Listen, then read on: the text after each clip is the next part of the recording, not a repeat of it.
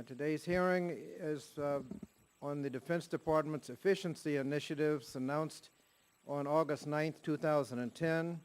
I'd like to welcome our witnesses, Todd Harrison, Senior Fellow at the Center for Strategic and Budgetary Assessments, retired Army Lieutenant General Bob Wood, Mr. Stan Salloway, President and CEO of Professional Services Council, and former Deputy Undersecretary of Defense for Acquisition and Reform, and Ms. Jacqueline Simon, the Public Policy Director of the American Federation of Government Employees.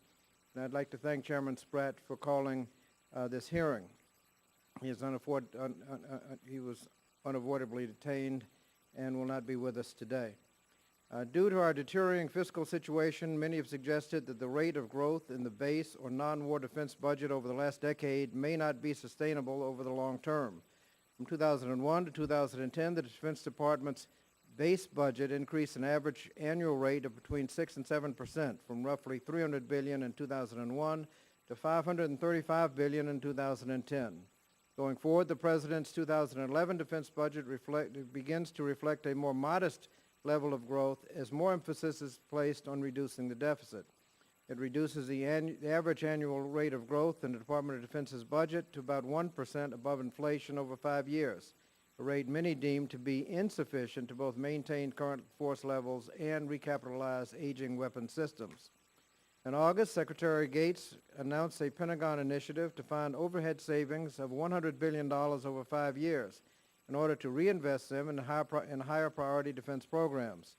He maintains that finding these savings is necessary in order for the Pentagon to adequately support defense plans within the President's budget. Although I commend and appreciate the Secretary of Defense's desire to weed out wasteful spending and redundant bureaucratic functions, I have been alarmed at the lack of transparency and basic analysis on how the Secretary arrived at these particular conclusions, and specifically on the decision to disestablish the U.S. Joint Forces Command in Norfolk, Virginia. A decision of this magnitude must go through a thoughtful process, which the Department appears determined to avoid. Since August 9th, the Defense Department has failed to provide me or any of my colleagues in the Virginia congressional delegation or the Governor of Virginia any meaningful analytics to show how the Secretary arrived at his decision. There are no numbers to show what savings may be achieved or how, nor any briefing documents to Secretary Gates on how he arrived at his decision.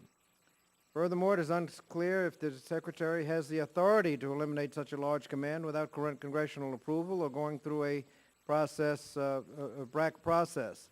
If the BRAC law is not specifically clear in this regard, as the Department's legal analysis contends, it is still clear the decision is inconsistent with the spirit of the BRAC law.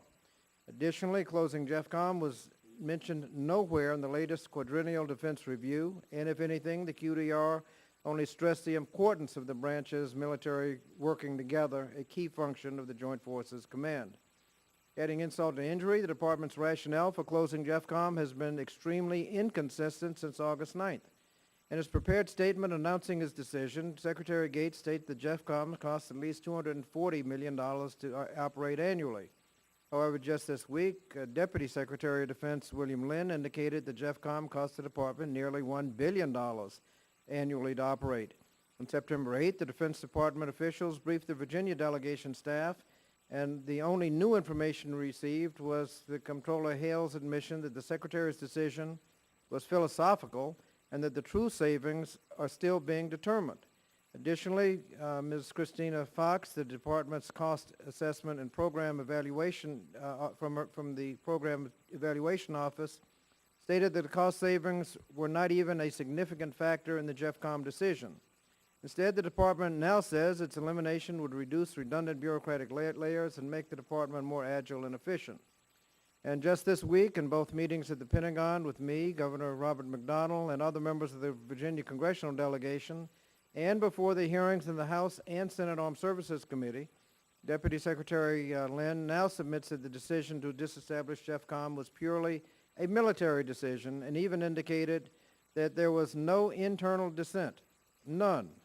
Not even more interesting, General James Cartwright stated this week during question and answers during the House Armed Services Committee that when the department finally looks, quote, at the full range course of action, status quo is an option, which leads me to believe that even after the announcement, closing JEFCOM may still be considered, even keep closing JEFCOM may still be considered an option, or keeping it open may be an option.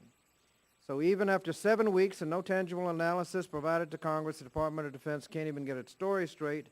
But if this decision is the right one for our military and our national security goals, and if it meets the Secretary's efficiency goals, then the Department should be eager to explain and justify its decision before Congress, the President, and the men and women directly affected, and to respond to their invitation to testify today before the Budget Committee.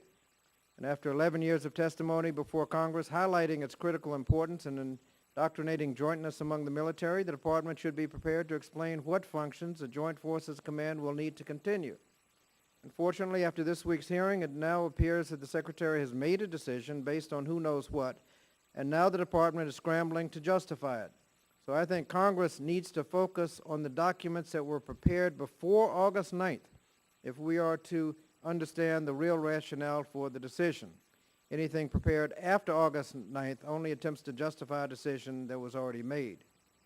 Although I appreciate the closed-door briefing held earlier today with Comptroller Hale, I think it's very telling that the Department declined to allow him or any other official from the Department to testify before the Committee on the Budget on the budgetary implications of these efficiencies, even 7 weeks after their announcement.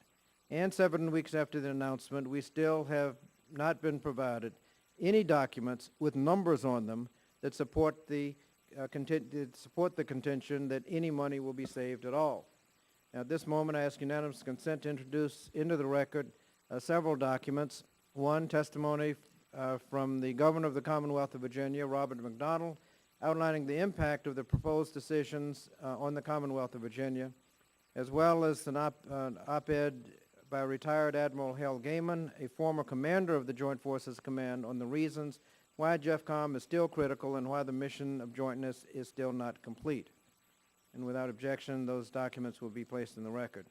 Again, I thank Chairman Spratt for convening this afternoon's hearing and look forward to testimony from our distinguished panel of witnesses. And now turn to the acting ranking member for the subcommittee, Rob Whitman, for any statement he might want to make.